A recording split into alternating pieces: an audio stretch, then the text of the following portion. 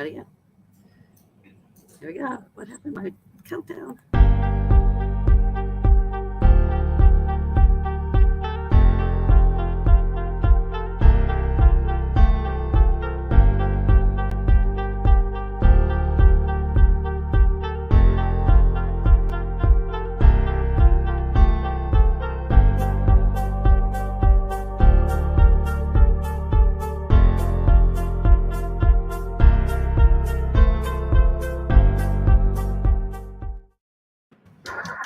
Hi, everybody. Welcome back to Redemption Thursdays with Rabbi Pinchas Winston. I am Yehuda Shamroth from Ramat Beit Shemesh, Israel, the Miriam Project Geula Hour, and Josh Wander, who is not here right now, but he is, among many other projects he runs, Israel Torah, helps people make Aliyah, and helps bring the word of the Geula and living in Eretz Israel, the thing to do. Rabbi Winston, thank you for joining us. I want to say a Chodesh Tov to everybody. A good month, that means a good month. It's a month of Elul. It's a month we prepare for all of our repentance.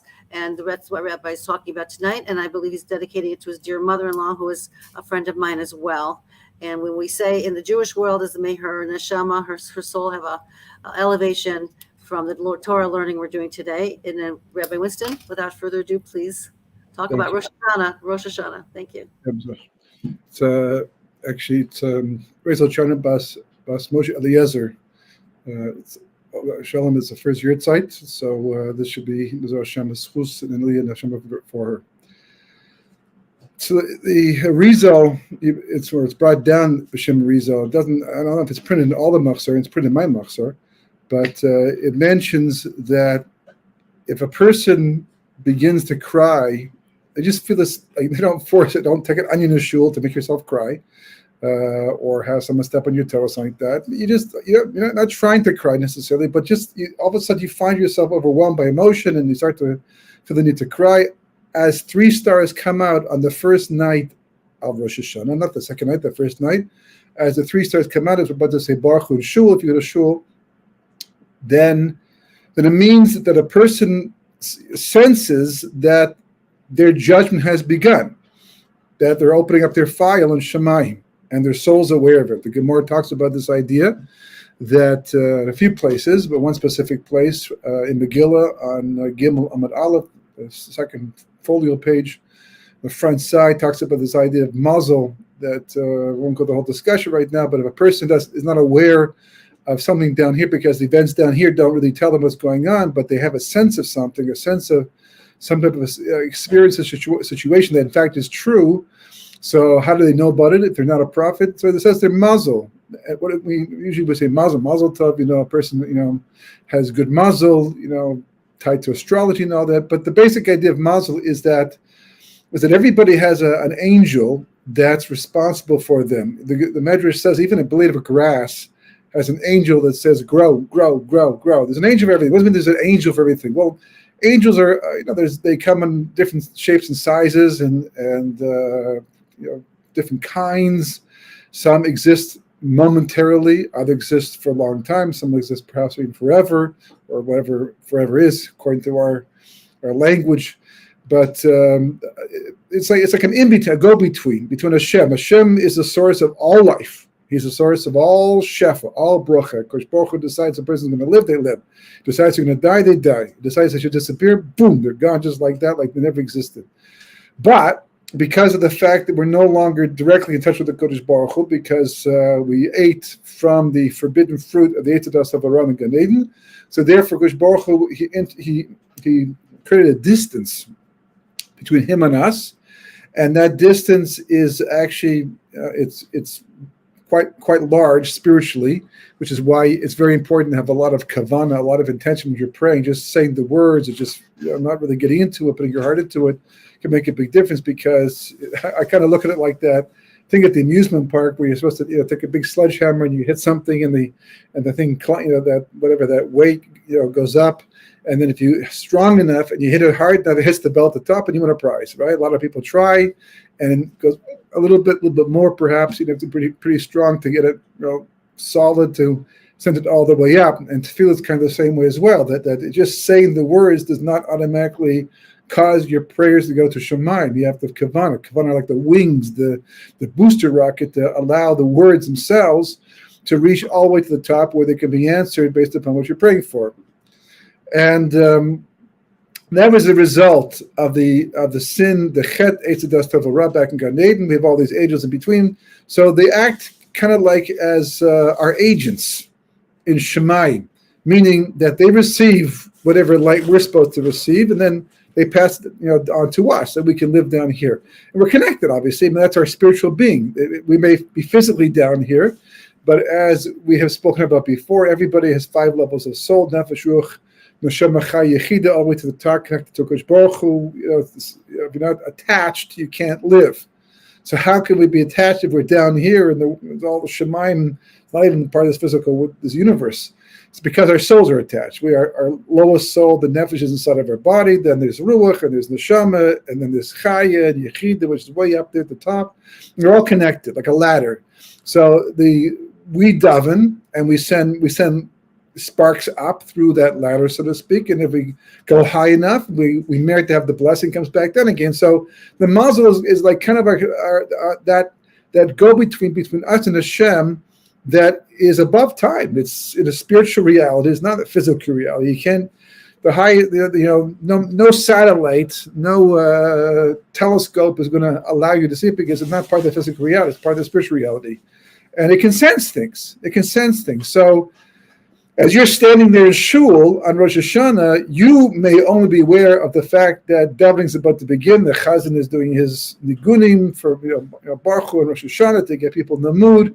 But your neshama is up in Shemayim with the beis din shalamala, the heavenly beis din, and it knows what's going on, and they call it up, and you may not be aware, not connected, but it does, and it can send down, some type of sensation, so to speak, that's felt in the body that can, in fact, cause a person to cry as 3 stars come out. Not a lot of people necessarily feel it or think about that or even care about it necessarily, but that's what it says.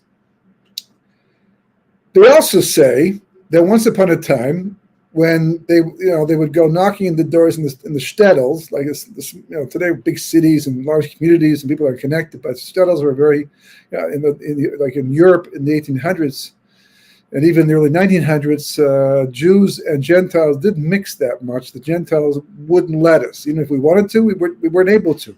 And we were very insular, and people knew each other in the different small towns. They were close together, and it was a much more serious environment. And the gabbai would go knocking at people's doors early. The Sephardim started saying slichos already. We started saying the Davi tonight.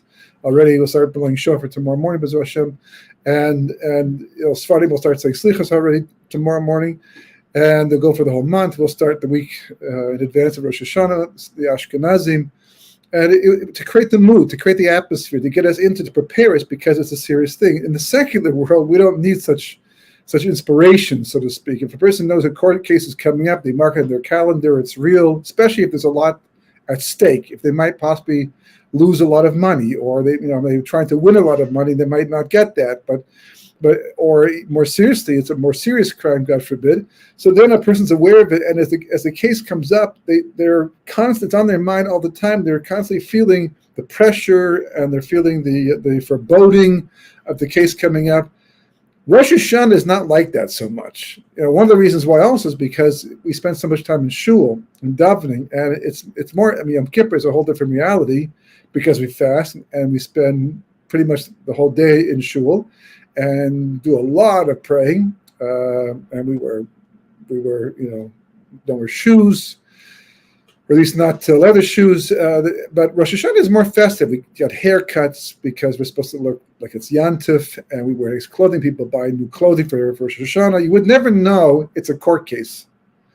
You would never know we're being judged for the upcoming year based upon the previous year, and maybe even previous years before that, for tshuva that we have yet to do, for things that we thought weren't so important, but we learned later on that they were. And it's like a lot of things in Judaism, you've got these two seemingly opposing realities coming against each other. It depends which one is more powerful. So for some people, it might be more powerful that it's the din, the judgment. And perhaps in the older days that was definitely the case, because people were more real with it. And we'll talk about that in a second why. But in our time, thank God, because we're living in relative peace for the time being, Baruch Hashem. So it's more of a festive, more of a yantiv atmosphere. Because of that, we have a tough time taking it seriously for what it actually is, the Day of Judgment. There's another reason why, and that is because we've gone through a lot of Rosh Hashanahs and come out unscathed, seemingly. There are people who break Shabbos and eat treif and do all kinds of non-Torah things the entire year, but go to shul and they perhaps pray a bit, or at least hold the machzor open or stand there for hours on end until they can go home again, because that's what Jews do on Rosh Hashanah and Yom Kippur. That counts for something, for sure. And yet, they go home, right, and they go back to work, or at least after the 10 days, and they do business and they make money and they marry off kids and they seem to have a very successful life and they seem to be pretty happy. And we're wondering, like, where's the judgment? Where's the din? If it's really what they say it is, why don't we see the effects of it? We would, if we really understood this was going. We see a court, for example, that a real court, court of law, where people go in and they get tried, and if they're innocent, then they get off. If they're guilty, they get punished. Then you take the court seriously. But it's very hard to take this idea of the heavenly based in seriously, because of the fact that there's so many things that kind of like distract us away from it, or we're unconvinced that's really what Chazal say that it is in the Gemara. The 3 books are opened up. It says 3 books. The Gemara in Rosh Hoshanah says 3 books are opened up. One for the Tzaddikim Gemorim, they get judged immediately for life.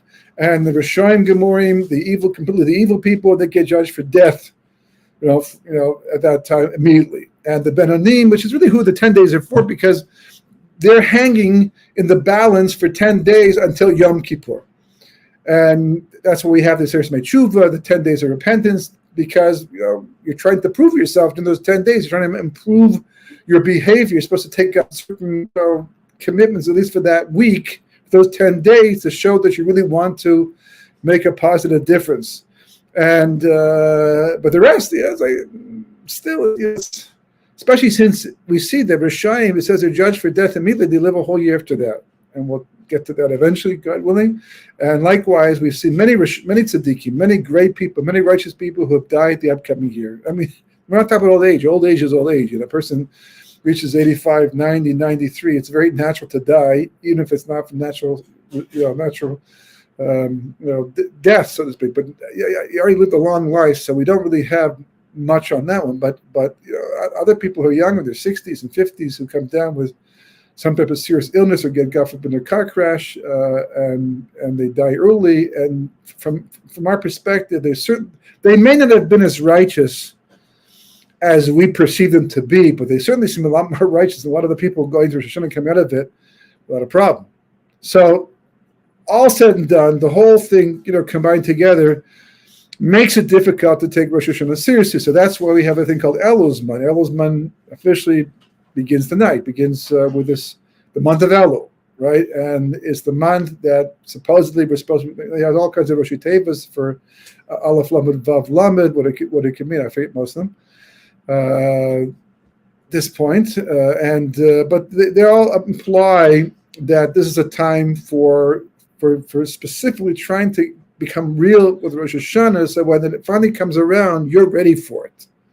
Because there's no such thing as showing up. If you learn anything from halacha, right? The Gemara says that at the end of days, not the end of even that, actually in the world to come, so way past the end of days already, but the world to come, when they can actually talk to God, that the nations of the world will complain to Hashem and say that, listen, if you had given the Torah to us, then we also would have kept it, and we also would have had all these mitzvahs and earned reward in the world to come, but we didn't get it. Well, the truth is, you were asked, and you said no. Okay, but that aside, but the Gemara says that someone who prepares Erev Shabbos will eat on Shabbos. Someone who does not prepare on Erev Shabbos, what will they eat on Shabbos? Because you can't prepare food on Shabbos. You can't cook at least. You can't roast and boil and things like that. You can prepare without doing malacha, but we get the idea what the halacha, what the Gemara is saying. Meaning, it's a metaphor for all of life that if you prepare yourself in this world now, then you're ready for the world to come. But the same thing is true of anything else. Any mitzvah, hachana is everything. You have to prepare, you have to be ready, even if you're an expert. because even experts make mistakes. And even experts miss things because we're only human. As Shlomo Melech said, there's no tzaddik in the land that does not do a chet at some point in time. We're human, we're fallible, we make mistakes, even the best of the best. So preparation is to limit that. And that's what Elul Zman is right now. Now, what are we trying to do? Okay, you read books and you listen to classes, a billion today, it's like, whoa. What a wealth of material today. You know, Torah Anytime or other, Project Genesis or Torah.org or Eshet Torah or Sameach. I mean, the list goes on and on and on about how many classes, how much material, how many insights that you can gain between now and Rosh Hoshanah to help you prepare for the big day. I mean, not like it was in the past. I mean, the past, 50, 60, 70 years ago, you had to do the work, the legwork, you had to do the research, you had to look up the books, and the books didn't even exist half the time unless you knew where to find them. Today, there's been so many in English and Russian and French and Spanish. We almost have no excuse for not being ready because there's just so much available to us today to actually prepare for what's coming up. But what's the goal? So we've spoken about this idea in the past somewhat, but it's always important to go over again because it applies in every aspect of life, and now specifically to preparing for Rosh Hashanah. So it's actually right there in the Shemoneh Esrei. In the Shemoneh Esrei, one of the first brochas at the beginning, right? It's the 18 prayers, blessings that we say as part of the morning, afternoon, and evening service. We actually ask and thank God for knowledge. Something that people take for granted, and you should not take for granted, because knowledge is everything. I mean, information is everything. Data, we're learning today more than ever how important information is, and not just having it, but understanding it and relating to it and connecting to it, understanding it work to your advantage. Everyone's familiar with Amazon.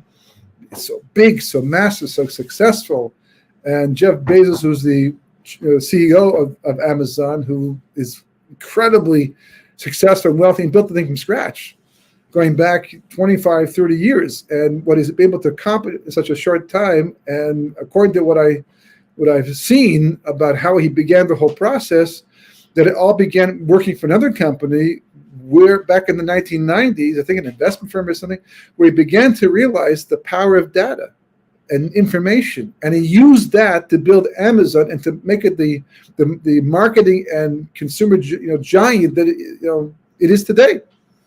And it's all coming down to information, to knowledge.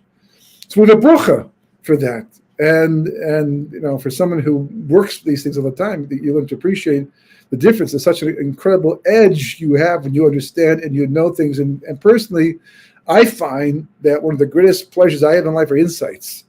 It could just be old information, but seeing it from a different point of view, or a brand new idea altogether that opens like a vista of understanding to higher heights of knowledge and appreciation and connection to God and life in this world and in this confusing era that we're living in. To put things in perspective, for a lot of people, they didn't see it coming. They didn't expect it to happen the way the world is going today, and it's just throwing them for a complete loop. Because growing up in the 60s and 70s and 80s, the world seemed to become more civilized, become more directed and more conservative, and it was, everything seemed comprehensible. You could just comprehend almost everything, and then the world got. Well, it depends who you ask. The people who are doing it, they think they're doing the normal, healthy, happy thing to do. For those who are used to the old way of doing things, then it seems very strange and very foreign. And people write me and tell me how confusing life is today. But you have this knowledge that the amazing thing is all these people, who believe that Judaism is ancient, archaic, and there's nothing to say, could keep up with the present or the future. And yet, if you learn it on the deep enough levels, you'll see that there's nothing outside of it. I mean, Kabbalah explains the whole thing away. And I've read a few books recently to show this. One's called World of Lies, Preparing for Redemption. There's a bunch of books, but it just shows you how the knowledge that has existed for thousands of years is the framework to understand everything happening today. There's nothing new under the sun. literally, as Shlomo Melech once wrote. But the important idea here is that knowledge is not just something that you get and you go, that you could just pick up and learn it and change your life. We see this happen all the time, but people know things, right? And they still do the wrong thing. You ask, don't you realize that by doing that, you're going to, yes, I do. So why are you doing it? Well, it's bad habit, it's horror, whatever you want to call it. So just knowing something is not enough. It's the beginning of the process, but as the Shemona Esrei explains to us, and we should take very seriously, it's a three-step process. It's a three-step process that allows you to take knowledge and work it to a level of understanding and appreciation that allows you to benefit from that knowledge. Deya bina v'haskel. Others write it as chachma, bina, and das. It means the same thing. Maybe another time we'll explain why, but it's the exact same idea. Deya bina v'haskel, that's the Ashkenazic version. I think it's Sfardim and Hasidish, you have chachma, bina, das, right? But either way, everybody agrees it's the same three-step process. And that process is the following thing. First, there's Deya, right? Deya is awareness of an idea. You know something. You're hearing it for the first time. Maybe it makes sense. Maybe it doesn't. But you heard it. You've been introduced to it. You've been exposed to it. And now it's there in your head. Your head has this like little library inside there. Actually, a big library. And you're walking in with this idea. Now you might even forget about it.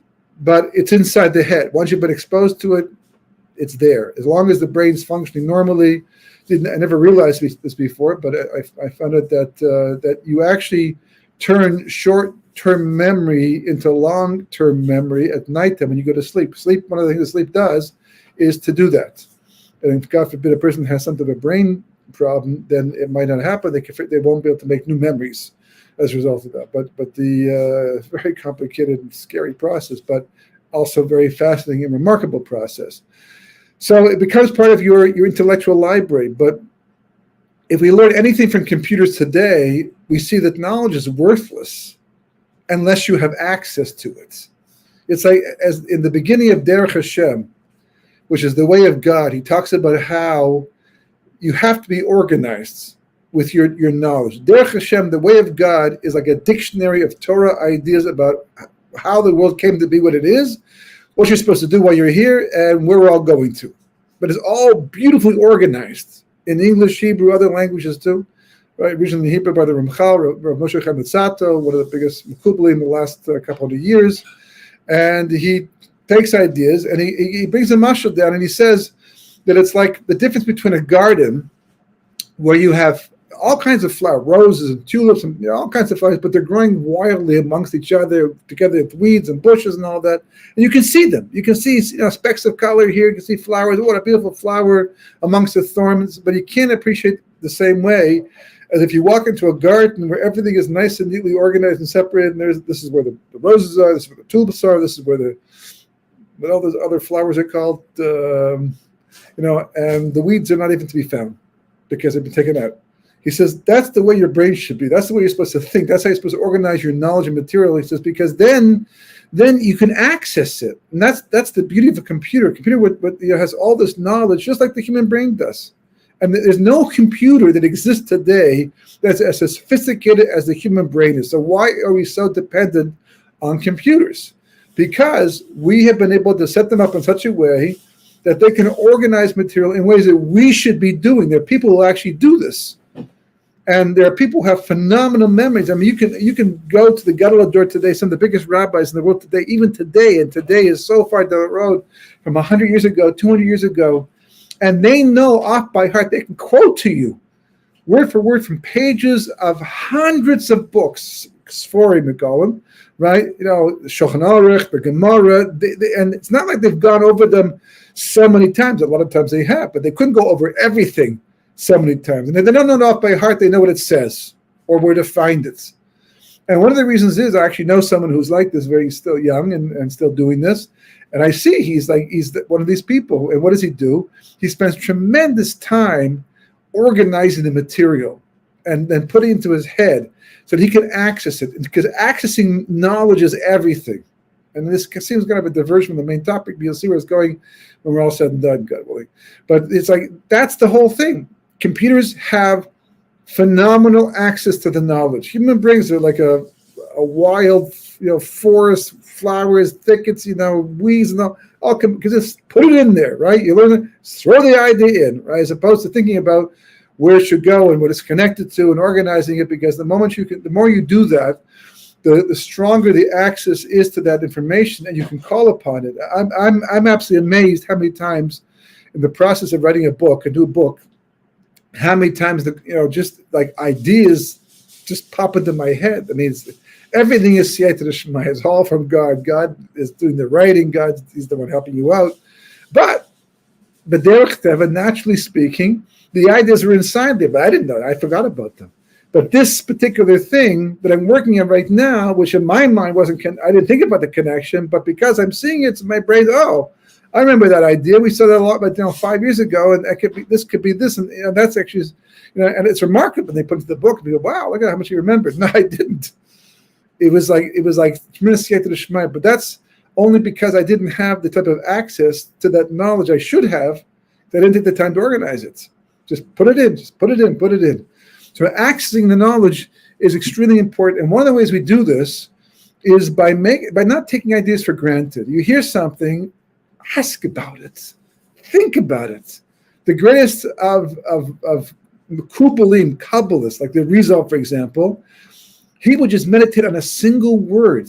It's amazing, and I've tried this on a very amateur level.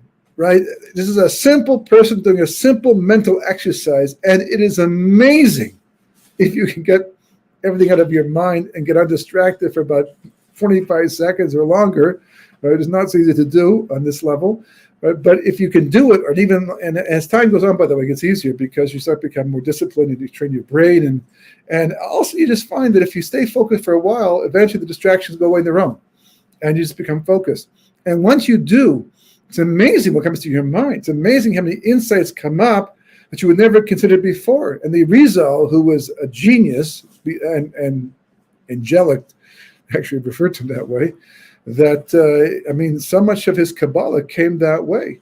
Because it's also a way that God can funnel information to a person. It's not prophecy yet. It's something called Ruach HaKodesh, which is like divine inspiration, but it's more than that. It's a connection, more of an intuitive connection to the upper realm, and God will send information to a person that way, either through their malach, their mazel, or directly. But and he would do this on words and entire sentences and verses, and what he came up with was absolutely mind-boggling.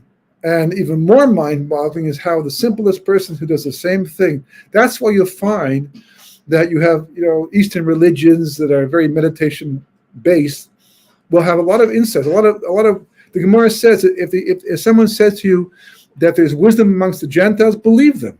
If someone says to you that there's Torah amongst the Gentiles, don't believe them, because Torah is not something you can intuit necessarily so easily. Avram kind of did, and others might be, but it's very hard to do that. But wisdom you can get just by meditating, just by thinking, just by focusing for the longest time, because the soul's inside, and you can come up with a lot of insights, right? So by doing this, by taking the time to, especially the important ideas between now and Rosh Hoshanah, right? Just take a machzor, open it up a couple of times a week, maybe even once a week, but the more the better, and choose a line in the Shemona Esrei, or from any of the davening, a line that's interesting to you, that talks to you, and meditate on it. Maybe one word, maybe a couple of words, whatever you can handle, and meditate on it.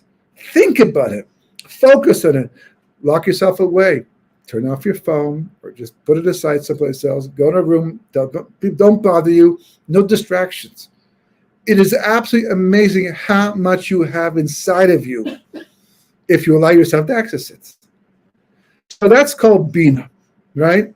Deya, Bina. Deya is awareness of the idea, right? Bereshis means in the beginning, the first word of the Torah, Bereshis, in the beginning.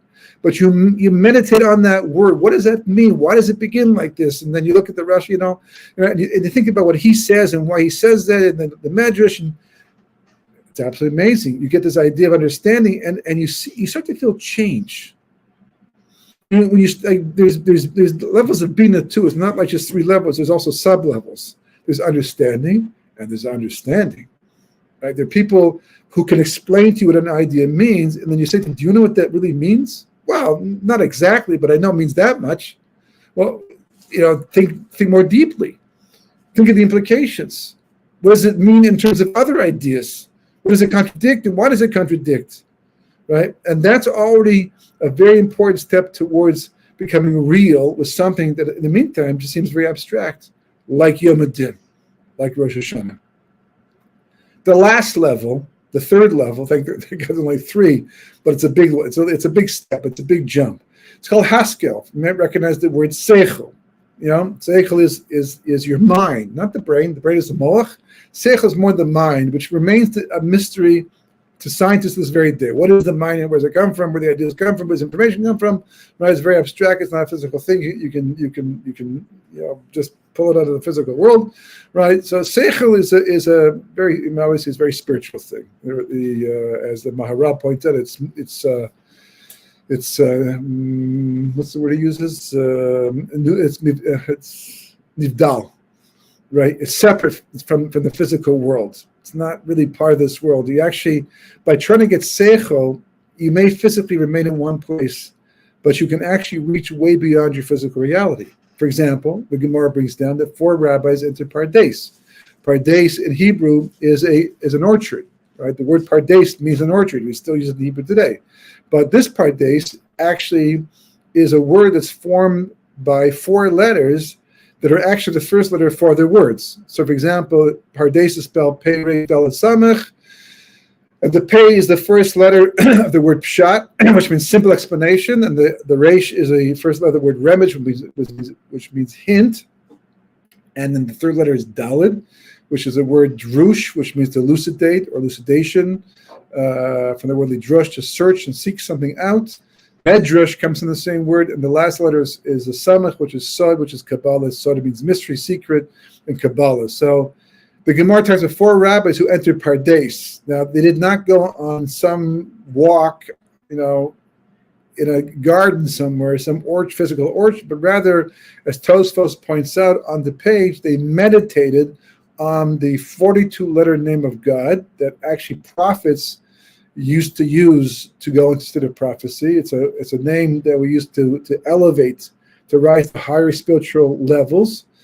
And they meditated on this, and because of this, they were able to sit in one spot, but to rise up in the spheres, in the spiritual realm, and they were doing it specifically, not just as a mental exercise. They were living in Roman times, and it was very hard to be Jewish, and there were a lot of Jews being murdered and killed by the Romans, and the world was drifting back towards null and void, and they wanted to rectify that. They wanted to fix. They were like literally spiritual technicians going in to make tikkuning, to tweak the system and make it better, fix the world, and that's where all the tikkuning take place.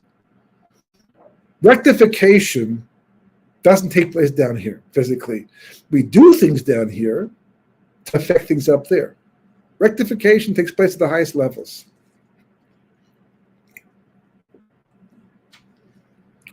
Not just the highest levels. Kabbalah explains only the source. You have to, down here you want to fix the fridge, you have to get to the fridge. But if you want to fix the world, that there's not so much tension, and there's no pandemic, and there's no lies being perpetrated, and people living by the wrong values, and wars about to break out, and so much hatred and jealousy and all these things. These are all symptoms. They're symptomatic as something going wrong in the world. It's not just, well, here comes another cycle of all this stuff. Yeah, it's true, it's another cycle, but the basis for all of this is the spiritual realm. And if you try and fix it in the physical realm, you see it doesn't work, it doesn't happen. Right? If you have to fix it, you have to go to the source all the way up in the spheres. This is what the rabbis were trying to do. So Haskel is actually reaching up to higher realms, to connecting up with your soul on a higher level. And you do this through your brain. You do it through your mind.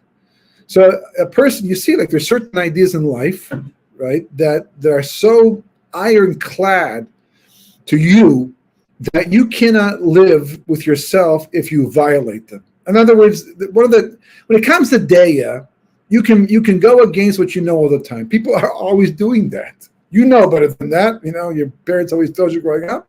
Why'd you do? You know better than that. Yeah, I did, but nonetheless, I had this overwhelming desire to have that cookie before dinner, and I couldn't stop myself, and I rationalized it, and I ate it. Even though I do know better than that. I heard your voice the entire time in my head as I was doing it, right? Bina is already better, right? Bina, let's say, for example, an adult, right? There's lots of adults who also want that cookie before supper, and some will take it. Others will say, I'll have it for dessert because what I really want to have is the main course. I want to have what's coming up. It's healthier. It's going to fill me. Right? Why ruin my appetite? You'll often hear that's what parents tell the kids. You're going to ruin your appetite. What do I care? As a kid growing up, what do I care? I don't care. I'll ruin it. What big deal? I want the cookie. I don't want the main course. So ruin my appetite. All the better. Right? Well, no, you're still going to eat that food. So you can either eat it on an empty stomach, but an adult will say to themselves, I'm not going to have that cookie right now because I'll ruin my appetite. They don't need the parent anymore telling them that because they themselves relate to it. Not just because they hear their parents from 35 years ago say the same thing. They come to understand how that in fact is true and why it's not good to do. That's Bina. But again, you can still, for some things it's easy. For other things it might be more difficult. A real strong longing for something, a desire for it, you'll still go ahead and have that. How many times on Shabbos, I got to tell you, how many times on Shabbos, that if I have that second helping or I have that extra, it's there, and I like it, I know that I'm going to regret this later on. People are constantly regretting the things they eat, the quantities that they eat. So why'd you do it? Because, and then you, for example, find people who are so committed to their diet or their health or other things that they know this will, or let's say their exercising will affect their program, their exercise program, throw completely off. They have tremendous respect for their schedule. They want to keep as much as possible, and they'll have the discipline. But it's not just not like holding myself down. It's like, I don't have to do that. It's real to me.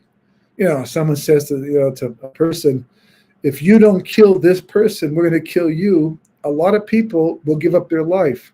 And even those that don't, for some reason, they just cannot get themselves not to pull the trigger on another person that's innocent, they will have a difficult time living with themselves after the fact, unless they're a sociopath, unless they're, God forbid, mentally impaired.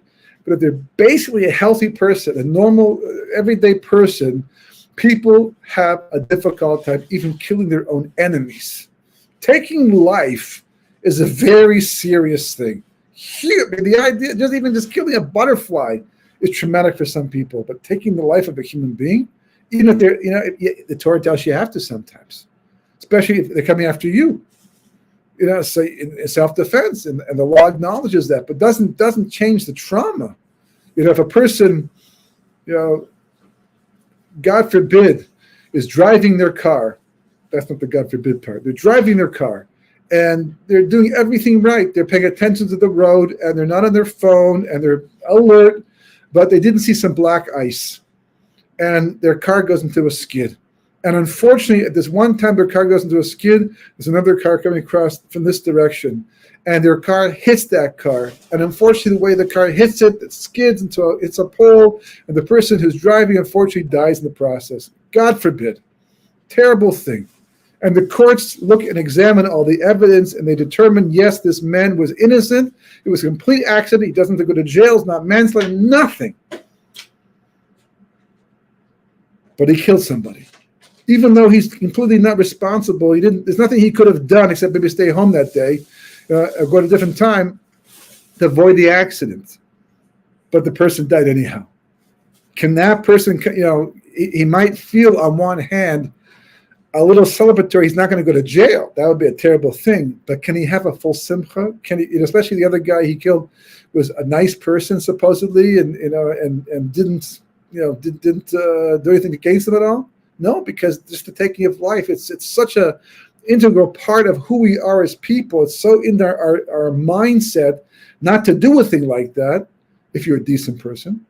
to have to do it even accidentally. In fact, the rabbis point out that we have different in the Mishnah. We have different sections of the Talmud dealing with different topics, right? So the first one's called Zroyim, seeds, because it deals with the laws of agriculture and blessings from food and things like that.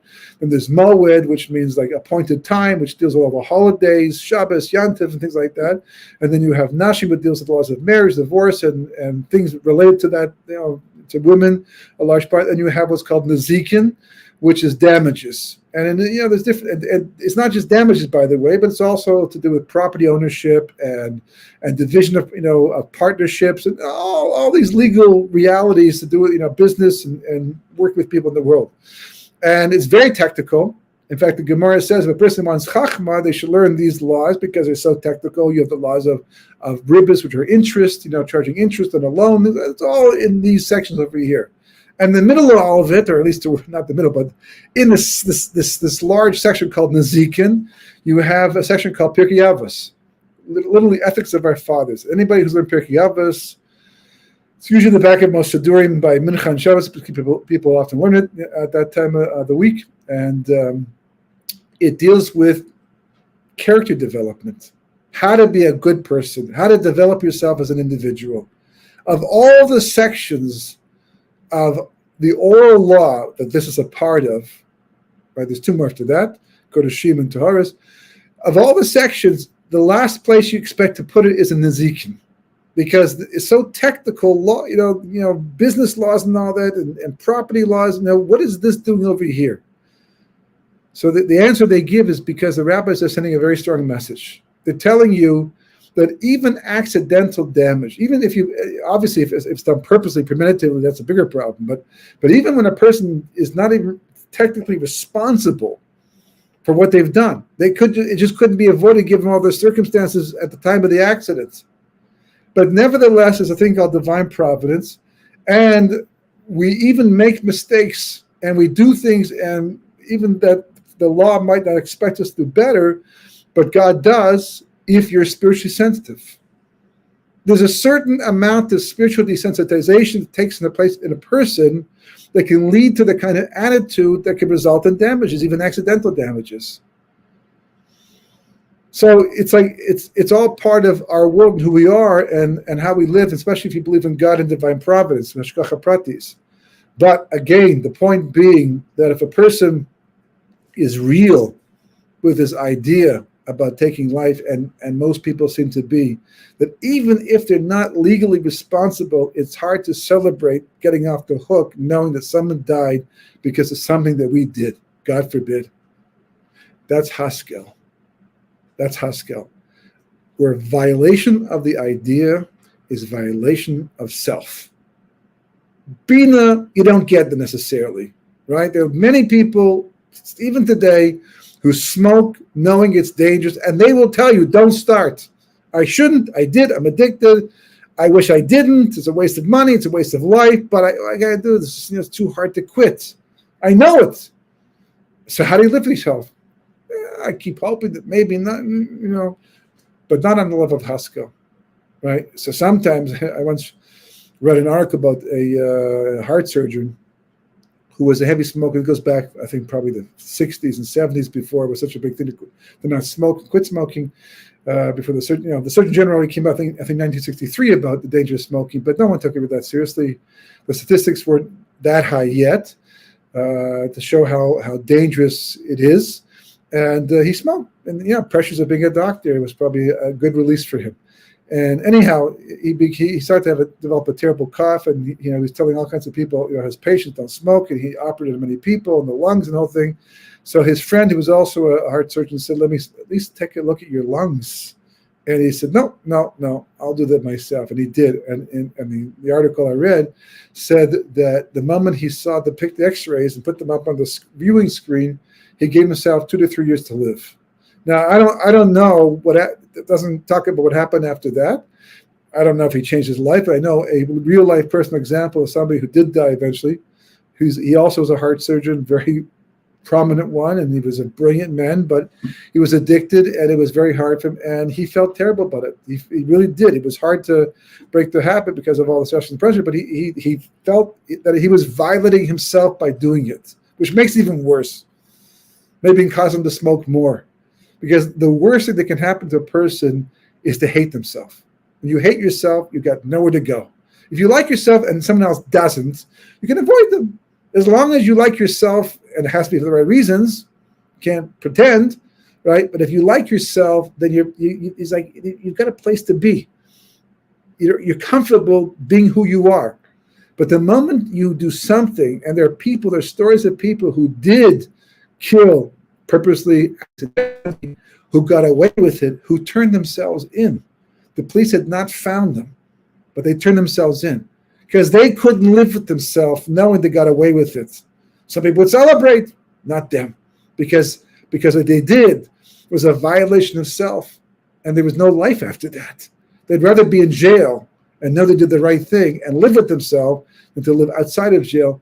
It's a hard level to get to. So this is what Elul is about. Elul is about taking the idea of Yom Adin, Rosh Hashanah, and this is only part one, B'ezras Hashem, going from Deya, Bina to Haskell. So we have a little bit of Deya and Bina in this idea.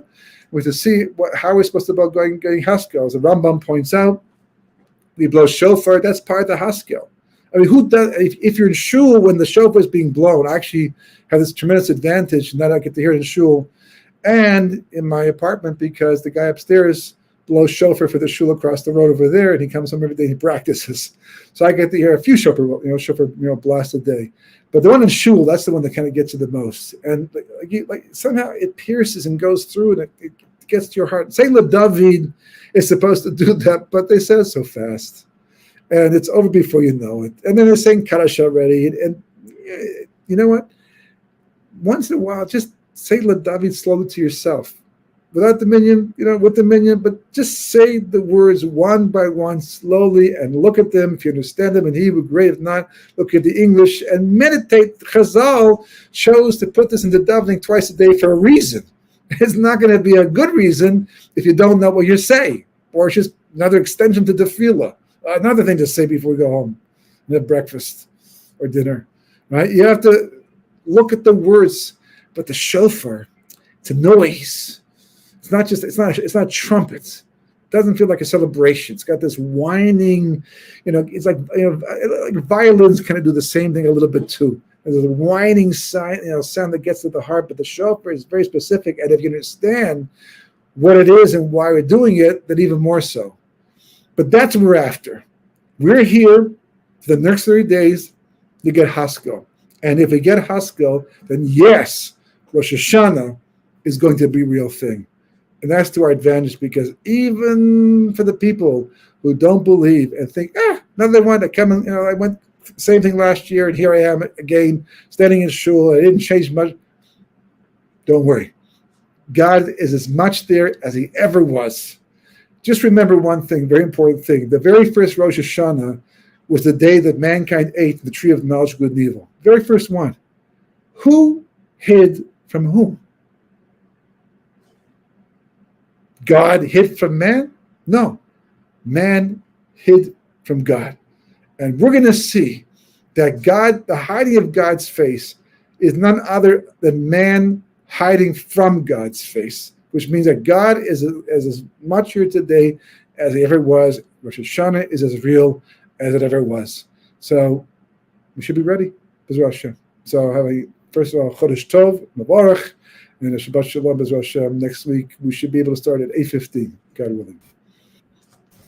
Okay, 8:15 next week, everyone. I'll make the announcements. It's the same link every single week. I'll post that on all my pages and all my WhatsApp groups and to Rabbi Winston's followers, that from his own email list as well. And Rabbi, I was going to ask you that question.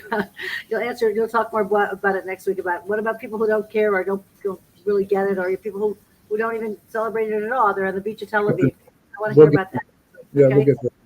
Yeah. Thank you. Chodesh Tov and good Shabbos to you, Rabbi, and Rebbitzin Winston, and everybody else too. Good night. Thank you. Bye-bye.